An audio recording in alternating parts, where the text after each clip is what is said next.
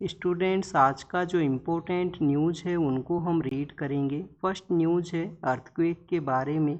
Venezuela के वहाँ पे डबल अर्थक्वेक का सिचुएशन क्रिएट हुआ, जिसकी वजह से हायर नंबर्स के अंदर में जो पर्सनस का कैजुअलिटी है उसको रिकॉर्ड किया गया है। बिल्डिंग्स का कोलैप्स हुआ है। रेस्क्यू ऑपरेशन वहाँ पे चलाए गए हैं, जिससे कि मैक्सिमम लोगों को सेव किया जा सके, रेस्क्यू किया जा सके उस एरिया से। आप देखिए कि यूएन के द्वारा भी अपना कुछ टीम है उनको डिप्लॉय किया गया है, जिससे कि मैक्सिमम लोगों के रेस्क्यू के अंदर में एक इम्पोर्टेंट रोल है वो प्ले किया जाए। कुछ कंट्रीज़ ने भी अपना जो सपोर्ट है उसको वहाँ पे सेंड किया है। हमारे यूपीएससी के एग्ज़ाम से रिलेटेड क्या बेसिक इन्फॉर्मेशन आपको पता होना चाहिए। जब भी किसी एरिया के वहाँ पे अर्थक्वेक का जो सिचुएशन क्रिएट होता है तो स्टूडेंट्स आपको वहाँ पे जो टेक्टोनिक प्लेट का एक्टिविटी है उसके बारे में जानकारी होना चाहिए। क्या उस एरिया के अंदर में कोई टेक्टोनिक प्लेट है वो एक्टिव स्टेट के अंदर में है या नहीं है। क्योंकि आप देखिए कि जब भी हमारे जो हिमालयन स्टेट्स है वहाँ पे जब अर्थक्वेक का न्यूज़ आया करता है तो हमें पता है कि हमारा जो इंडियन प्लेट है उसके द्वारा यूरेशियन प्लेट को कंटिन्यूस पुश है वो किया जाता है। इंडियन प्लेट जो है वो एक एक्टिव स्टेट के अंदर में है, इसी वजह से हमें हिमालयन स्टेट्स के वहाँ पे समय समय पे जो अर्थक्वेक का एक्टिविटी है वो देखने के लिए मिलेगा। तो वहाँ पे अगर हम टेक्टोनिक प्लेट के बारे में रीड करें तो जो वेनेजुला है उसके नॉर्दर्न पार्ट के अंदर में कैरेबियन प्लेट है वो सिचुएटेड है। वेनेजुला जो आया करता है वो लैटिन अमेरिकन प्लेट के नॉर्दर्न पार्ट के अंदर में सिचुएटेड है। और यहाँ पे जो बोथ प्लेट हैं उनके बिटवीन के अंदर में एक स्लिप फोल्ट है, स्ट्राइक स्लिप फोल्ट है वो क्रिएट हुआ है कि बोथ प्लेट्स के द्वारा यहाँ पे एक दूसरे के अगेंस्ट में जो स्लिप है वो किया गया है। तो प्लेट्स के स्लिप फोल्ट की वजह से जब कोई अर्थक्वेक जनरेट होता है तो उसको हम सैलो अर्थक्वेक भी बोलते हैं। सैलो अर्थक्वेक क्या होगा कि अर्थ का जो जो अबाव एरिया है वहाँ से ही अर्थक्वेक है वो ओरिजिनेट करता है।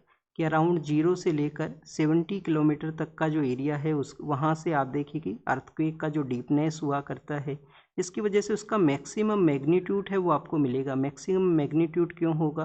क्योंकि अर्थक्वेक जब ट्रैवल करता है वहाँ से जो एनर्जी ट्रैवल करती है तो आप देखिए कि उसका किसी तरीके से अर्थ का जो जो इस पे एरिया है वहाँ पे उसका लार्जर ट्रैवल नहीं हुआ है। इस वजह से आपको सरफेस के ऊपर में उसका उसका इम्पैक्ट है वो ज़्यादा नंबर्स के अंदर में ज़्यादा जो कैजुअलिटी है उसके रूप से दिखेगा। यहाँ पे जो डबल अर्थक्वेक का जो सिचुएशन क्रिएट हुआ है, बोथ अर्थक्वेक 7 से ज़्यादा मैग्नीट्यूड का था। मैग्नीट्यूड है वो 7 पॉइंट कुछ था वहाँ पे, तो मोर देन 7 का रिसीव हुआ। आप देखिए कि उनका जो डीपनेस है वो यहाँ पे 10 किलोमीटर या 20 किलोमीटर का एरिया बताया गया है, इस वजह से भी वहाँ पे इम्पैक्ट हुआ है।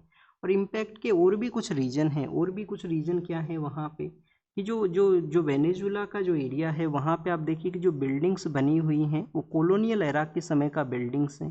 तो कॉलोनियल एरा के समय की बिल्डिंग्स हैं वो अर्थक्वेक के रिगार्डिंग उनका जो प्रिपेयर्डनेस है बिल्डिंग्स के अंदर में नहीं हुआ करता है। एक वो भी सिचुएशन है कि वहाँ पे लार्जर वे के अंदर में डैमेज हुआ।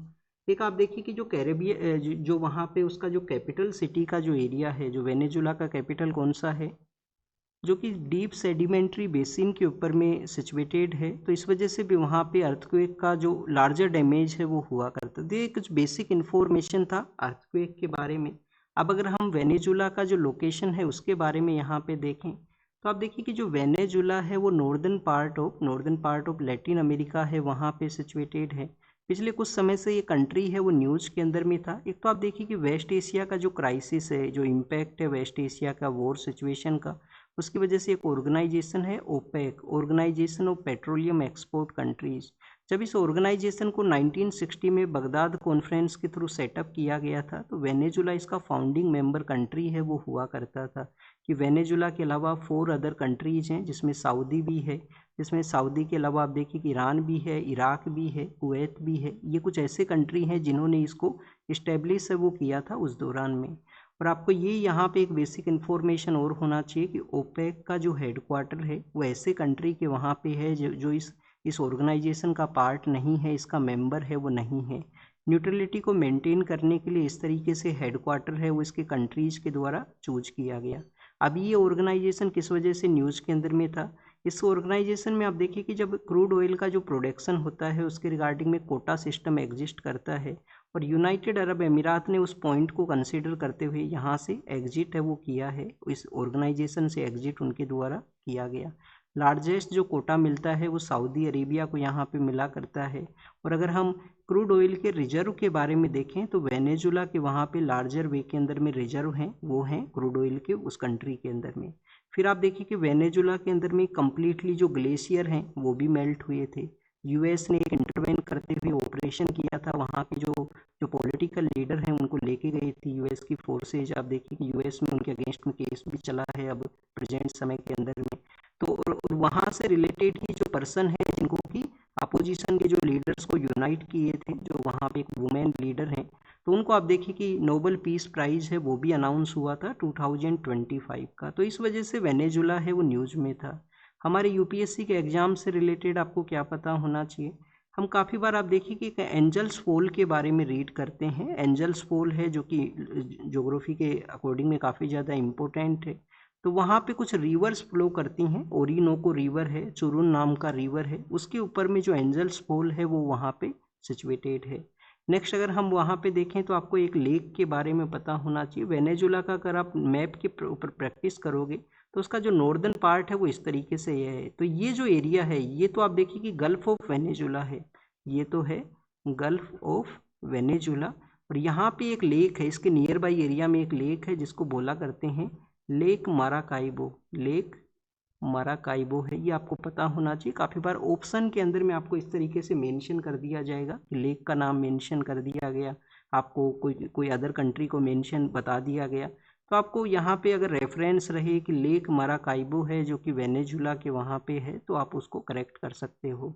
और ये इसका पार्ट भी नहीं है, गल्फ ऑफ वेनेजुला का भी पार्ट नहीं है, उससे कम्प्लीटली अलग है। ओरिनोको नाम का एक रिवर है जो वहाँ से फ्लो करता है, एंजल्स फॉल है वो वहाँ पे सिचुएटेड है। तो ये वेनेजुला का बेसिक इन्फॉर्मेशन हुआ। फिर आप देखिए कि हमारे कंट्री के अंदर में भी जो फार्मर्स हैं, फार्मर्स के वेलफेयर को देखते हुए कुछ स्टेट्स के जो पॉलिटिकल लीडर्स हैं उन्होंने कोऑपरेशन के बारे में कहा है कि तुंगभद्रा बेसिन के वहाँ पे कोऑपरेशन है वो करेंगे। 3 स्टेट्स ये कौन कौन से हैं जो कोऑपरेशन को मेंशन किए हैं, एक तो आप देखिए कि कर्नाटका है, कर्नाटका के वहाँ पे जो विजयनगर डिस्ट्रिक्ट है जहाँ पे ये जो तुंगभद्रा डैम है वो सिचुएटेड है। फिर आप देखिए कि आंध्र प्रदेश है और तेलंगाना है। तो इन्होंने कोऑपरेशन के लिए कहा। हमारे जो सेंटर के जल शक्ति मिनिस्टर हैं उनके साथ में इन्होंने जो सिल्ट जो इस डैम के अंदर में जमा होता है जो कि स्टोरेज की कैपेसिटी को कम करता है, तो डी सिल्ट है वो किया जाए, इस डैम को डी सिल्ट किया जाए, उसका भी प्रपोज किया गया। तो उसको भी यहाँ पे यूनियन मिनिस्टर ने एक्सेप्ट है वो किया है कि डैम को सिल्टिंग है वो किया, उनको निकाला जाएगा जिससे कि मोर स्टोरेज है वो हो सके। अब एक बार यूपीएससी ने क्वेश्चन ये पूछ लिया था कि कुछ एंशियंट जो साइट्स हैं, जैसे हम्पी नाम का जो साइट है जो विजयनगर का एक इम्पोर्टेंट साइट, विजयनगर के अकॉर्डिंग में इम्पोर्टेंट सिटी है, तो आप देखिए कि हम्पी जो है वो तुंगभद्रा रिवर के ऊपर में सिचुएटेड है या नहीं है। ऐसा एक मैच द कॉलम का कुछ क्वेश्चन पूछा था। अब आपसे एक क्वेश्चन हम यहाँ पे आप पूछते हैं, एक होमवर्क आपको देते हैं। होमवर्क आपसे रिलेटेड ये है कि जो तुंगभद्रा रिवर है वो कहाँ से ओरिजिनेट करती है, क्या ये कृष्णा का ट्राइब्यूटरी है, क्या तुंगभद्रा रिवर है वो कृष्णा का ट्राइब्यूटरी है क्या, ये आप कमेंट सेक्शन के अंदर बताना, ये आपको होमवर्क है। तुंगभद्रा रिवर कहाँ से ओरिजिनेट करती है और ट्राइब्यूटरी किसका है। वेस्ट एशिया का क्राइसिस अब आप देखिए कि जो रिजोल्व हुआ है वहाँ से अब जो ऑयल एंड गैस है उसका भी सप्लाई है वो लिटिल बिट यहाँ पे इंश्योर हुआ है। तो उसकी वजह से हमारी गवर्नमेंट के द्वारा वॉर सिचुएशन से पहले जो कॉमर्शियल एलपीजी का जो यूज है उसके ऑर्डर्स को रिस्टोर किया गया है। प्री वॉर लेवल का जो वहाँ पे जिस तरीके से कॉमर्शियल एक्टिविटीज़ को अलाउ किया गया था उनको यहाँ पे मेंशन किया गया है। इसके अलावा आप देखिए कि जो प्रोपेन एंड ब्यूटेन है जिसका कि लार्जर वे में यूज होता है, उसका अदर सेक्टर्स के अंदर में जो डाइवर्जन है उसको भी यहाँ पे कहा गया है गवर्नमेंट ऑर्डर्स के अंदर में। एग्जाम के लिए ज़्यादा कुछ इंपॉर्टेंट इन्फॉर्मेशन नहीं है, बट वेस्ट एशिया का आपको ये पता होना चाहिए कि हमारा जो 85% ऑयल एंड गैस का जो सप्लाई है वो हम उसी एरिया पे डिपेंड करते हैं। अलग अलग कंट्रीज से आता है, कुछ कतर से आता है, कुछ ईरान से भी आप देखिए आया करता है, और अब तो चांसेज हैं कि ईरान के साथ में हमारा जो परचेज है वो इंक्रीज होगा। एक प्रपोजल ये भी है कि इंडिया मैक्सिमम डाइवर्सिफाई करे अपना जो परचेज है उसको डाइवर्सिफाई करे, कुछ अफ्रीकन कंट्रीज से भी हम परचेज करें, वेनेजुला से भी हम कर सकते हैं कि यूएस के जो सैंक्शन है वो वहाँ से रिमूव हुए हैं। फिर आप देखिए कि नेक्स्ट न्यूज़ है वो इमरजेंसी के बारे में है। 25 जून का ही वो समय है, 25 जून का वो समय है 1975 के समय में जब इमरजेंसी है उसको लगाया गया था, और ये इंटरनल इमरजेंसी था। बेसिकली आप देखिए कि इससे पहले भी इमरजेंसी लगा था हमारे कंट्री के अंदर में, बट वो वॉर सिचुएशन की वजह से लगा था कि किसी अदर कंट्री ने हमारे कंट्री के ऊपर में अटैक किया, एक्सटर्नल एग्रेशन हुआ, और उसकी वजह से वो इमरजेंसी है उसको लगा दिया गया। ये यहाँ पे जो लगाया गया था वो उस समय एक टर्म हुआ करता था, इंटरनल डिस्टर्बेंस। बाद में उस टर्म को आप देखिए कि रिप्लेस कर दिया गया 44 कॉन्स्टिट्यूशन अमेंडमेंट एक्ट के through, armed rebellion for the internal disturbance. और उसको जब रिप्लेस किया गया है, और भी कुछ चेंज किए गए हैं कि कैबिनेट का रिटर्न रिकमेंडेशन है वो होना चाहिए, क्योंकि जब इंदिरा गांधी गवर्नमेंट उस समय हुआ करता था तो कैबिनेट को उन्होंने बाद में इन्फॉर्म किया था, और हमारे जो प्रेसिडेंट उस समय फ़खरुद्दीन अली अहमद हुआ करते थे, उनको कह दिया कि आप यहाँ पे इमरजेंसी को प्रोक्लेम कीजिए, इमरजेंसी को यहाँ पे इनिशिएट है वो कीजिए। तो ये इमरजेंसी के बारे में हुआ। कैबिनेट वर्ड है वो भी 44 कॉन्स्टिट्यूशन अमेंडमेंट एक्ट के थ्रू ऐड हुआ था। क्या इमरजेंसी का जुडिशियल रिव्यू हो सकता है, क्या इमरजेंसी इम्पोज करके? यस, हो सकता है। मिनेर्वा मिल्स केस है जिसमें सुप्रीम कोर्ट ने कहा है 1980s में जुडिशियल रिव्यू है वो किया जा सकता है। एनसीईआरटी का जो 9th का बुक है उसमें भी इमरजेंसी के बारे में मेंशन किया जाएगा, ये भी आज के न्यूज़पेपर के अंदर में लास्ट पेजेस के ऊपर में मेंशन था। तो ये हमने इमरजेंसी के बारे में यहाँ पे देखा। इसका जो टाइम है वो आपको पता होना चाहिए कि कब कितने मंथ के अंदर में जो पार्लियामेंट से इसका अप्रूवल ज़रूरी है। अगर ये एग्जिस्टेंस में आया है तो इसको अगर यहाँ पे सीज करना है, एग्जिस्टेंस से रिमूव करना है, तो उसका क्या प्रोसेस है, ये सब आप रीड करना। लक्ष्मीकांत का चैप्टर 16 है, इमरजेंसी प्रोविज़न वहाँ पे मेंशन है। नेक्स्ट आप देखिए कि एविक्शन का जो ड्राइव है उसके बारे में बताया गया है। एविक्शन का ड्राइव है यमुना रिवर का जो बेसिन एरिया है वहाँ पे, तो कुछ नोटिस दिए गए थे, दिल्ली के अंदर में किया गया है। एग्ज़ाम के लिए तो आप यमुना रिवर के बारे में देख लेते हैं। यमुना रिवर जो है वो जब ओरिजिनेट करती है यमुनोत्री के वहाँ पे, तो एक ग्लेशियर है। कौन सा ग्लेशियर है जिसका एक इम्पोर्टेंट रोल है? तो बंदर पूंछ नाम का एक ग्लेशियर है जिसका आप देखिए कि यहाँ पे, जिससे ये मेजरली वाटर है वो रिसीव किया करती है यमुना रिवर यहाँ पे। केन बेतवा रिवर के बारे में आप काफ़ी बार रीड करते हो। केन और बेतवा रिवर हैं जो कि बुंदेलखंड के वहाँ पे फ्लो करती हैं। केन बेतवा क्या वो यमुना का ही ट्राइब्यूटरी हैं क्या, केन बेतवा जो हैं? और आप देखिए कि एक रिवर है चंबल जो कि मध्य प्रदेश से ओरिजिनेट करते हुए राजस्थान में, और फिर उसका नॉर्दर्न जो उत्तर प्रदेश के भी कुछ एरिया में उसका फ्लो होता है चंबल, जिसको जो अपने बीहड़ के लिए काफ़ी ज़्यादा फेमस है। तो आप देखिए कि चंबल जो है वो भी यमुना को ज्वाइन है वो करती है उत्तर प्रदेश के वहाँ पे।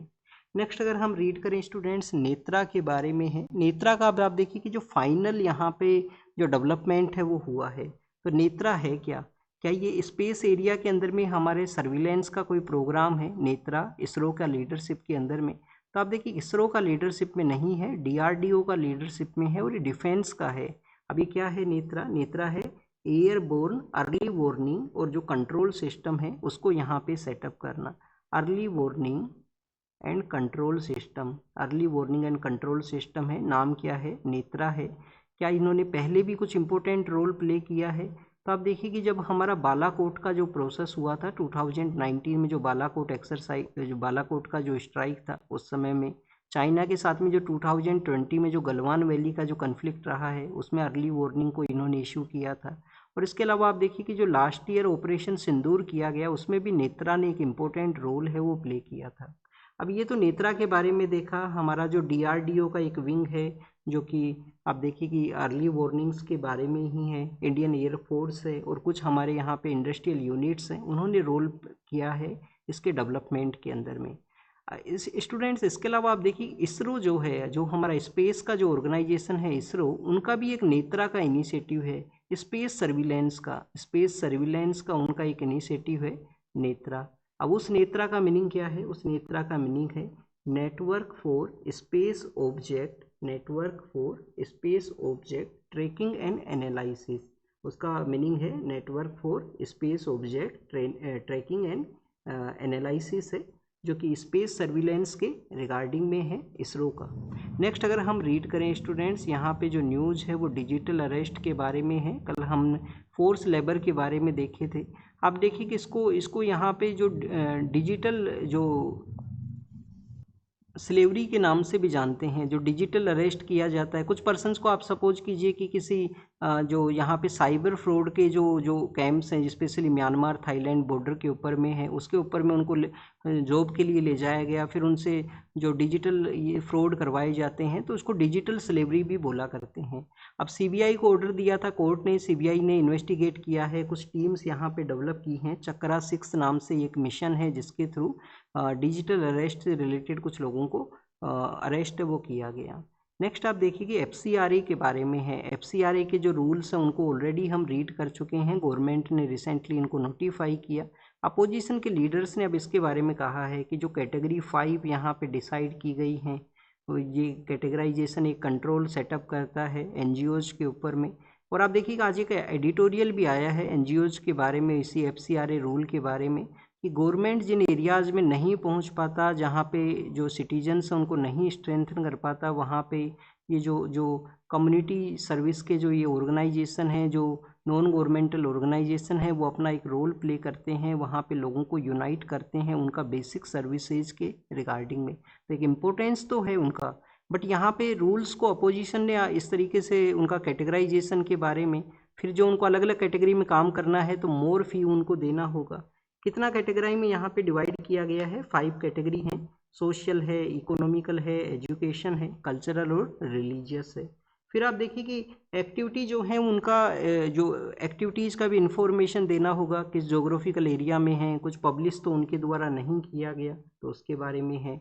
ईच कैटेगरी का फी ऑलरेडी हमने यहाँ पे देखा। इंडिपेंडेंस ऑफ एनजीओ को ये इम्पेक्ट करेगा, उनका जो रोल है उसको रिड्यूस करेगा, जो लोगों को स्ट्रेंथन करने के लिए है ग्रास रूट लेवल के अंदर में। और आप देखिए कि हर एक जगह गवर्नमेंट नहीं पहुंच सकता, लोगों को स्ट्रेंथन करने के लिए ऑर्गेनाइजेशन है वो इम्पोर्टेंट हैं। प्रोविजंस ऑलरेडी हम रीड कर चुके हैं। एक जो पर्सन है, आप देखिए कि हमारे यहाँ पे जो पनिशमेंट दिया जाता है किसी भी केस में, जो पनिशमेंट है उसका अल्टीमेट पर्पज़ क्या है। किसी पर्सन को आप देखिए कि उन्होंने कोई क्राइम कमिट किया, उसको पकड़ के जेल के अंदर में डाल दिया, प्रिजन में डाल दिया, तो उसका अल्टीमेट एम क्या है? हमारे यहाँ पे अल्टीमेट एम ये है कि उस पर्सन को कुछ समय के लिए अकेला रखा जाए वहाँ पे, और आप देखिए कि वो अपना जो रिग्रेट है उसको फील करे कि उसने कोई क्राइम कमिट किया है। रिफॉर्मेटिव जस्टिस का ये पार्ट है, बट क्या हो पाता है इस तरीके से? एक कोई पर्सन है, रिफॉर्मेटिव जस्टिस है, कभी काफ़ी बार आप देखिए कि प्रिजन एरियाज़ में भी एक नेक्सस मिलता है, उसके बारे में हम काफ़ी बार रिपोर्ट्स में रीड करते हैं। यहाँ पे क्या मेंशन है? यहाँ पे ये मेंशन है कि एक 3 ईयर का ओल्ड गर्ल चाइल्ड था जिनके अगेंस्ट में इन्होंने हीनियस क्राइम को कमिट किया था। इससे पहले भी इन पर्सन के अगेंस्ट में कुछ क्राइम्स हैं, उनमें इन्वॉल्वमेंट था इसी तरीके से। तो बार बार अगर क्राइम कोई पर्सन कमिट करता है तो उसको आप देखिए कि जो क्वांटम ऑफ पनिशमेंट है, जो पनिशमेंट यहाँ पे है वो हार्डर होना चाहिए, हार्डर उनको दिया जाए यहाँ पे। या माइंडली आप देखिए कि वो पर्सन है वो यहाँ पे फिट नहीं हो सकते हैं, ऐसा भी यहाँ पे हो सकता है। तो इस केस का जो कन्विक्ट तो कर दिया गया है, पनिशमेंट जो है वो कुछ दिनों बाद में यहाँ पे अनाउंस है वो किया जाएगा कितना पनिशमेंट दिया जाए। सतारा, जो कि आप देखिए कि मराठा एम्पायर के समय छत्रपति का जो सीट है वो हुआ करता था सतारा। अब वहाँ के जो विलेज यूथ के जो पर्सन हैं उन्होंने आप देखिए कि वहाँ पे वाइल्ड लाइफ का जो भी स्पीसीज़ हैं उनको ट्रैक किया है, उनको डॉक्यूमेंट वो किया है। ड्रोथ प्रोन एरिया है सतारा का एरिया है, जो ड्रोथ का वहाँ पे कंडीशन हुआ करता है। तो कौन कौन से एनिमल्स यहाँ पे मिले हैं? इंडियन वोल्फ है वो मिला है, इंडियन वोल्फ है वो वहाँ पे मिला है। इंडियन वोल्फ के अलावा आप देखिए कि हाइना है, और आप देखिए कि और भी वहाँ पे कुछ मिले हैं, जैसे कि बंगाल फोक्स है उसका प्रेजेंस है। एग्ज़ाम के लिए तो ज़्यादा कुछ इंपॉर्टेंट इन्फॉर्मेशन यहाँ पे नहीं है। जम्मू एंड कश्मीर के अंदर में गुलमर्ग का एरिया है, गुलमर्ग के वहाँ पे आप देखिए कि जो इलेक्ट्रिकल वायर्स हैं उनके ऊपर में एक जो टूरिज्म के लिए बेसिकली आप देखिए किस तरीके से कुछ कैबिन्स वो हुआ करते हैं, जिनको हम क्या बोला करते हैं गुलमर्ग के वहाँ पे जो हैं। अब देखिए कि गोंडोला उनको बोला जाता है, एक टर्म है गोंडोला, गोंडोला उसका जो नेम है वो हुआ करता है, गुलमर्ग गोंडोला है। हमारे यहाँ पे सेकंड लार्जेस्ट भी है, इनका जो लाइन है वो लार्जेस्ट है, और हाइट के ऊपर में भी ये सेकंड नंबर के ऊपर में है। फर्स्ट नंबर के ऊपर में बोलीविया के वहाँ पे आपको मिलेंगे। तो एक टेक्निकल कुछ इश्यू हुआ था, उसके बाद में इनको फिर से रीओपन किया गया है, टूरिस्ट पर्सन वहाँ पे जाया करते हैं। एक पर्सन का जो एनकाउंटर है उसके बारे में है, बिहार के अंदर में एक पर्सन का एनकाउंटर हुआ है। अब आप देखिए कि उनको यहाँ पे पुलिस का जो रिपोर्ट है वो बताता है कि उनके द्वारा जो इलीगल वेपन्स हैं वो रखे गए थे, काफ़ी बार उनके द्वारा जो ऑफिशियल्स हैं उनको भी थ्रेट किया गया था, और उनके एनकाउंटर के बारे में जो सोशल मीडिया के ऊपर जो स्पार्क हुआ है उसके बारे में यहाँ पे मेंशन करते हुए कहा गया। एग्ज़ाम से रिलेटेड ज़्यादा कुछ इंपॉर्टेंट इन्फॉर्मेशन नहीं है, बट हमारे यहाँ पे पुलिस का अल्टीमेट एम क्या होना चाहिए, पुलिस का अल्टीमेट एम होना चाहिए कि जो कोई भी क्रिमिनल है उसको पकड़ा जाए। अगर आप देखिए कि पुलिस के द्वारा एक्शन लिया जाता है तो पुलिस स्टेट की तरफ हम इंक्रीज होते हैं, और पुलिस स्टेट का जो जो जो रिजल्ट्स हैं वो क्या रहे हैं वो हम पहले भी हमारी कंट्री के अलग अलग पार्ट्स में देख चुके हैं। जब जब पुलिस के द्वारा एक्शंस लिए गए हैं, बाद में वही पुलिस ऑफिशियल्स हैं वो आप देखिए कि कुछ इलीगल एक्टिविटीज़ में, जैसे कि किसी पर्सन को उनके द्वारा ही थ्रेट किया जाए कि कुछ पैसा आप हमको दीजिए, नहीं आपके अगेंस्ट में इस तरीके से एक्शन ले लिए जाएंगे। तो ऐसे भी इंसिडेंट्स हैं वो हुए हैं कंट्री के अलग अलग पार्ट में अलग अलग समय के अंदर में। 90s के समय में मुंबई का वो एरिया है जहाँ पे देखिए कि जो जो जो जो गैंग्स हैं उनको उनको एलिमिनेट किया गया था। बाद में उसी उसी जो पुलिस ऑफिशियल्स हैं उनके अगेंस्ट में कुछ एलिगेशंस हैं वो लगे थे। इसके रिगार्डिंग में नेटफ्लिक्स के ऊपर में डॉक्यूमेंट्री भी है मुंबई पुलिस के बारे में। कभी आपको समय मिले, जब आप एग्ज़ाम से फ्री हो, कभी आपका संडे का डे हो और आपको लिटिल बिट ब्रेक चाहिए, तो उस समय आप देख लेना अगर आपके पास में समय हो तो। नेक्स्ट अगर हम रीड करें करप्शन के बारे में है। यहाँ पे कलकत्ता म्यूनिसिपल कॉरपोरेशन और जो वेयर हाउस का जो बिल्डिंग कोलैप्स हुआ है उसमें करप्शन को एक रीजन बताया गया है। और इसके अलावा आप देखिए कि अकाउंटेबिलिटी है जो ब्रोकन स्टेट के अंदर में है उसको फिक्स है वो करना चाहिए, अकाउंटेबिलिटी को फिक्स करना चाहिए, यही पॉइंट है मैक्सिममली। और आप देखिए कि FCRA रूल्स जो ऑलरेडी हम यहाँ पे रीड कर चुके हैं। नेक्स्ट जो न्यूज़ है वो स्टूडेंट्स आप देखिए कि जो ट्विस्टर्स हैं जो आप काफ़ी बार जो अमेरिका के वहाँ पे देखा करते हो, और UPSC ने आप देखिए कि GS पेपर 1 के अंदर में आपसे क्वेश्चन भी पूछा था कि लार्जर नंबर्स के अंदर में जो ट्विस्टर्स हैं या इनको टोर्नाडो के नाम से भी जाना करते हैं, टोर्नाडो या ट्विस्टर जो हैं वो आप देखिए कि अमेरिका के वहाँ पे ही क्यों हुआ करते हैं, टोर्नाडो या इनको क्या बोला करते हैं, ट्विस्टर्स बोला करते हैं। अब कुछ समय के लिए तमिलनाडु के वहाँ पे जो थुतुनकोडी का एरिया है वहाँ पे इसका अपीयरेंस वो देखने के लिए मिला। अब ये है क्या, एयर का आप देखिए कि कॉलम क्रिएट होता है वर्टिकल वे के अंदर में, एक एयर का कॉलम क्रिएट होगा।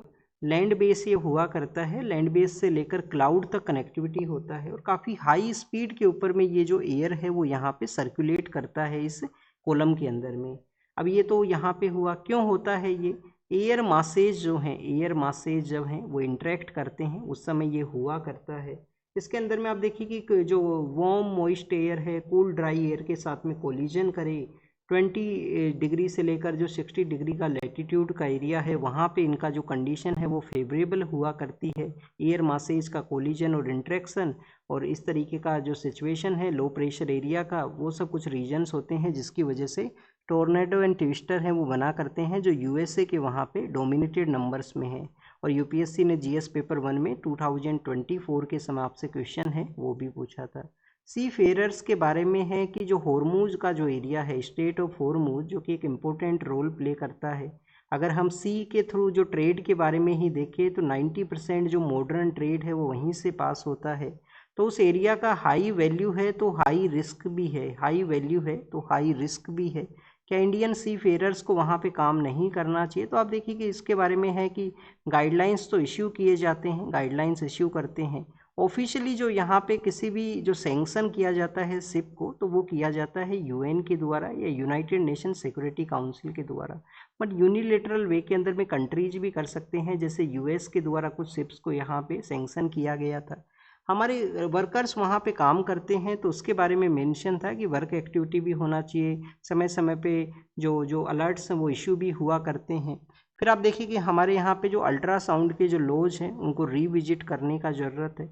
समय समय पे आप देखिए कि जो टेक्नोलॉजी है उसके अंदर में अपग्रेडेशन होता है, और अल्ट्रासाउंड के जो लॉज हैं वो क्या है, PC-PNDT एक्ट है, PC-PNDT एक्ट है हमारे यहाँ पे, कि किसी भी तरीके से सेक्स का जो डिटर्मिनेशन है डिटरमाइन ना किया जाए कि जो जो चाइल्ड है वो क्या है, बॉय है या गर्ल है, क्योंकि सन ऑफ द सोइल का डिमांड होते हुए बॉय चाइल्ड का डिमांड ज़्यादा हुआ करता है। इस वजह से आप देखें कि नया जो टेक्नोलॉजी है उसको इस एक्ट के अंदर में इंक्लूड किया जाए समय समय पे, क्योंकि आप देखिए कि समय के साथ में टेक्नोलॉजिकल शिफ्ट होता है और यहाँ पे कम्युनिटी का जिस तरीके से डिमांड है, इलीगल एक्टिविटी है वो अलग अलग एरियाज़ में देखने के लिए, इंस्पेक्शन है, रेगुलेशन है, उसको भी इंक्रीज है वो किया जाए।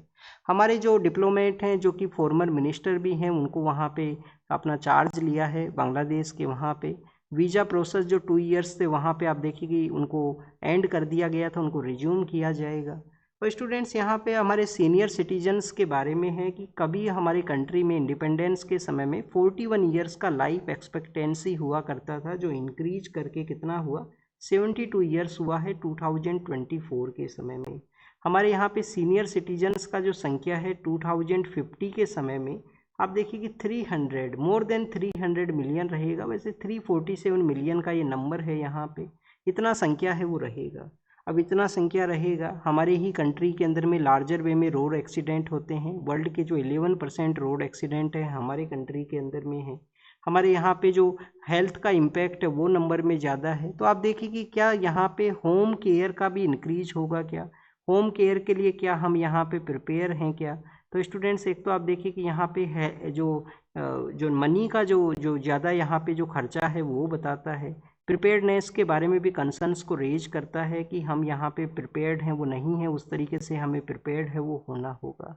यूएस के बारे में मेंशन है, यूएस के जो सीनेट एंड प्रेसिडेंट के बारे में एग्जाम के पर्पज़ से नहीं इम्पोर्टेंट है। यूक्रेन के रिगार्डिंग में पोलैंड के वहाँ पे जो फोरम सबमिट हुआ है तो उसका मेंशन किया गया कि कुछ यहाँ पे जो इकोनॉमिकल सपोर्ट प्रोवाइड किया जाए, ये जो यूक्रेन का जो इकोनॉमिक सिचुएशन के रिगार्डिंग में।